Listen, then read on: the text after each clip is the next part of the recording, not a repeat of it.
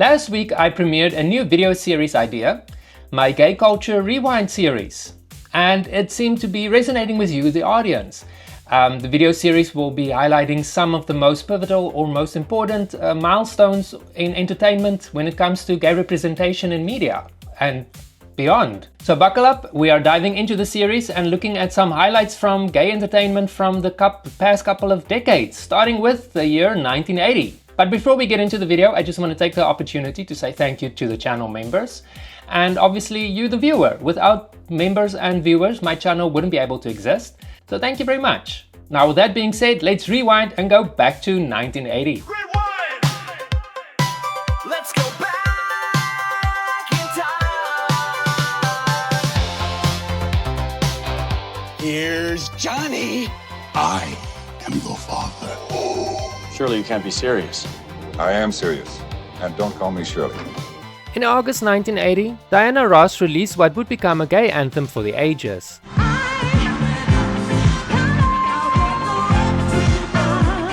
It was written by Nile Rodgers and Bernard Edwards, and the song was directly inspired by seeing drag queens dressed up as Diana in New York clubs. Nile Rodgers realized Diana didn't just have fans, she had a queer army. Sure, Diana Ross was a bit hesitant to record the song, afraid that it would get backlash and wouldn't get any airplay, but with a bit of convincing from Rodgers, the rest was basically history. When the song came out, it was an instant hit, not just with gay listeners, but basically everyone who was fed up with conforming to norms. It was an anthem celebrating being true to oneself and living unshamed. The song wasn't subtle, it was literal. It arrived at a time when coming out was still a radical, even dangerous act. But here was Diana Ross, diva royalty, singing it loud and proud, and queer people embraced it as a soundtrack to their truth. But the song also came at another pivotal moment. It was also at the start of the Disco Sucks movement. Disco sucks! Disco sucks! Disco sucks! Disco sucks! By 1980, major radio stations and labels abandoned disco almost overnight. Some even banned disco records entirely, especially after the infamous Disco Demolition Night in July of 1979, where thousands of disco records were blown up at a baseball stadium in Chicago, symbolizing this backlash. 1, 2, 3, boom! Yeah! I mean, it was frightening. It was there was vinyl everywhere, flying everywhere, and it caught on fire. I mean, it was awesome though. Disco was considered too black, too queer, too liberal for the mainstream to handle, especially in the early 1980s. While disco died in the charts, it stayed alive and thrived in underground gay clubs in New York, Chicago and beyond. Only a handful of artists, including Diana Ross, could keep disco alive in the 1980s. Thank God we had Sylvester, a black, gender-bending disco icon who released recordings that proved that he was more than just a club artist. He was church-level powerful. His disco-infused hit, You Make Me Feel Mighty Real, still pulls through gay clubs today.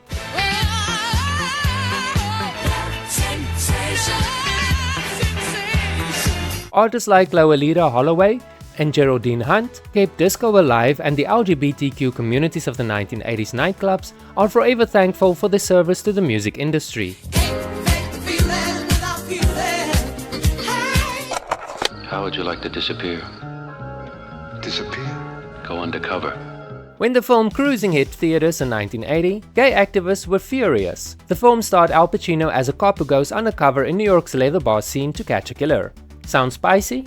It was, but it also painted gay men as hypersexual and dangerous, at a time when the gay community was already fighting for basic rights. The gay community has protested, wanting no showing at all of that film. The film's distributors have other ideas. Protests erupted outside theaters. Queer groups like the Gay Liberation Front called it homophobic, but over time, Cruising became a cult classic. Some argue even a misunderstood masterpiece. Regardless, it put queer subculture in the mainstream like never before. It shocked and scandalized, but it couldn't be ignored. The 1980s wasn't a great time for LGBTQ-themed movies, as audiences weren't as accepting as they are today. So gay-themed movies were extremely rare and often painted LGBTQ people as something to be feared, something to be cautious of. And because of this, we didn't get a lot of movies that we could relate to. The 80s had some of the best movies, but some of them were definitely responsible for the gay awakening of several closeted guys. These movies either had gay subtext or something subliminal that appealed to closeted audiences. Haven't seen you in a long time. What brings you to this thing? I'm looking for Leon. You've seen him around? In American Gigolo, Richard Gere wore Armani suits and often stripped down to nothing but his toned physique, and oozed a cool, calculated sexuality that was rare for male leads at the time. You're lying if you said you didn't develop a crush on Gere because of this movie. Wait a minute. Wait a minute. I am not taking one more step till I know where I'm going. Campy, chaotic and flamboyant, Can't Stop the Music served as a glitter-drenched fever dream for gay men in 1980, with gratuitous shirtless scenes, choreographed locker room numbers, and tight spandex galore. It served up visual cues that fueled many young gay men's awakening. When did you think that you might like to be an actor? I didn't. It just sort of happened. I was teaching sailing one day, and the next day I was in the movies. While not explicitly a gay film, The Blue Lagoon gave gay audiences something they rarely saw at the time: long, lingering shots of a beautiful, near-naked Christopher Atkins. Atkins' physicality, vulnerability and adolescent beauty hit like a lightning bolt for many gay teens, offering a rare, guilt-free excuse to look. It became an unspoken reference point for queer longing in the 1980s. Xanadu may not have been overtly sexual, but it was pure queer fantasy. It gave gay viewers permission to dream about beauty, movement, freedom and glamour. In a time when queerness had to be coded, Xanadu didn't whisper, it sang, danced and skated its way into the hearts of boys who were looking for magic.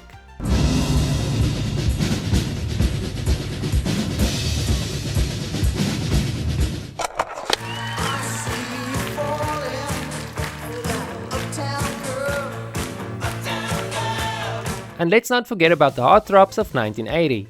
Teen idols were everywhere, from magazine covers, talk shows and the opening of malls. It was as if 1980 saw an explosion of teen heartthrobs taking over as much as they could to appeal to a broad an audience as possible.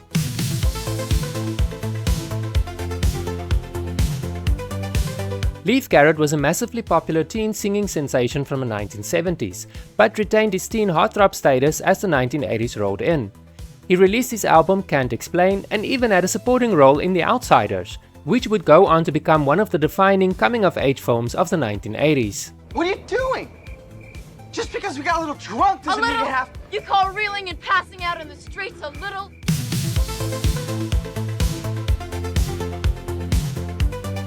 Another teen heartthrob from the 1970s who held on to the title was Scott Baio, who continued with his role on Happy Days, but he had a bit more success appealing to a teen audience.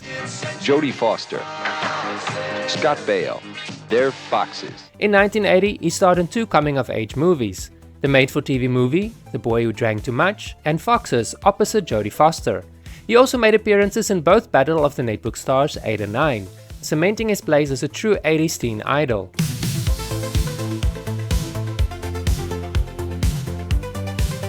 While not quite still a teen, John Travolta definitely made his mark in the decade before and remained a Hollywood heartthrob thanks to the 1980 film Urban Cowboy. The film was a moderate financial success and well received by critics, and I'm pretty sure that it made some people re-watch his movies from the 70s, like Grease, Saturday Night Fever and yes, even Moment by Moment. This video is definitely not definitive when it comes to the year 1980. So let me know of your favorite moments of the year, and don't forget, this is a series, so come back next Sunday when we take a look at 1981. Thank you so much for watching this video. A link to a video or similar video that you might enjoy will be popping up on your screen in a moment. So check that out. It really helps with the algorithm if you check out my videos and give me a thumbs up. That way YouTube knows that my videos resonate with you, so they will recommend it to more people like yourself that might enjoy my content.